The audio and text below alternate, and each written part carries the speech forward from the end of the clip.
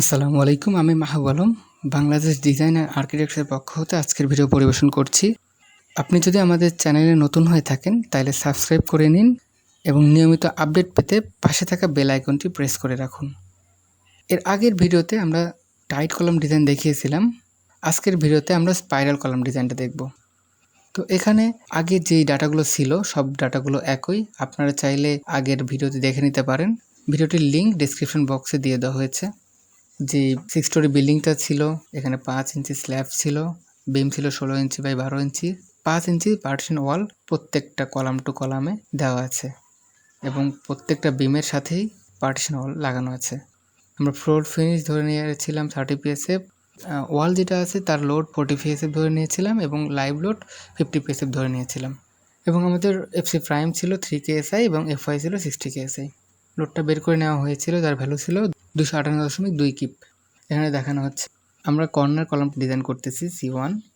আমরা 3% reinforcement use করতেছি। এখানে এসআই কোড অনুসারে 4% বা তার কম ইউজ করা যায়। তো এখানে আমাদের লোডটা যেটা ছিল 258.2 এবং আলফা এর মান স্পাইরাল কলামের জন্য 0.85 এবং ফাই এর মান স্পাইরাল কলামের জন্য 0.75।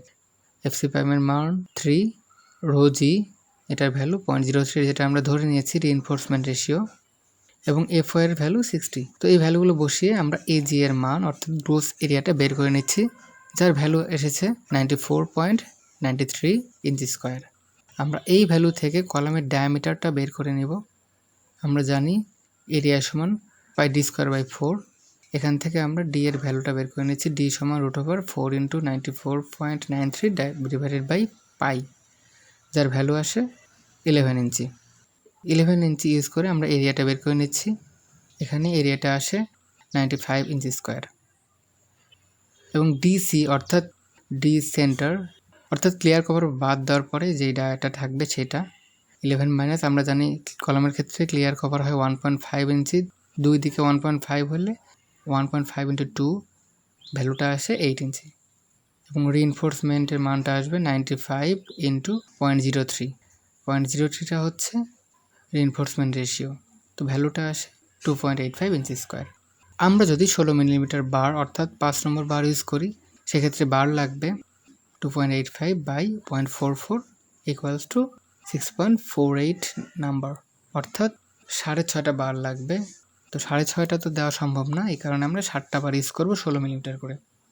তো আমরা যদি আগের ভিডিওটা অর্থাৎ টাইট কলামের সাথে এটা কম্পেয়ার করে দেখতে পারবো যে টাইট কলামের চেয়ে স্পাইরাল কলামের রিইনফোর্সমেন্টটা কম লাগবে। এই কারণে স্পাইরাল কলামটা বেশি এফিসিয়েন্ট। তবে স্পাইরাল কলাম ডিজাইনটা কস্টলি হওয়ার কারণে স্পাইরাল কলামটা সচরাচর ইউজ করা হয় না। আমরা প্রয়োজনীয়তা অনুসারে এটা ইউজ করে থাকি। এখানে চিত্রে দেখানো হচ্ছে স্পাইরাল কলামটা কীরকমভাবে দেওয়া হচ্ছে। তো ধন্যবাদ, আজকের ভিডিও এ পর্যন্তই। পরবর্তী ভিডিওগুলোর জন্য আমাদের সঙ্গে থাকবেন। লাইক, কমেন্ট, শেয়ার এবং সাবস্ক্রাইব করতে ভুলবেন না।